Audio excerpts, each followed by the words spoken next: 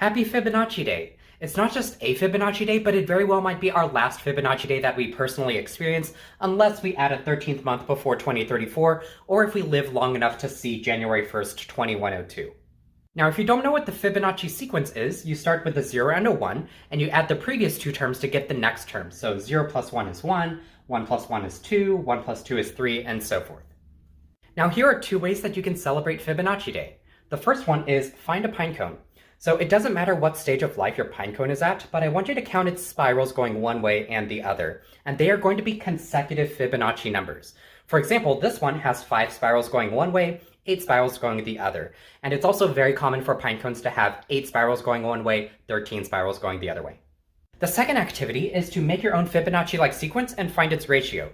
So what I mean by this is rather than starting with 0 and 1, start with two other numbers like 2 and 10 or 8 and 253.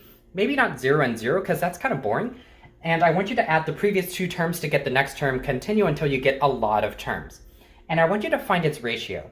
So the Fibonacci sequence has a ratio of roughly 1.618 called the golden ratio. And how we get this 1.618 is we divide the term by the previous term, and we keep doing that. And the further we go, the closer we get to 1.618. I want you to find your sequence's ratio, and you're going to see something really interesting.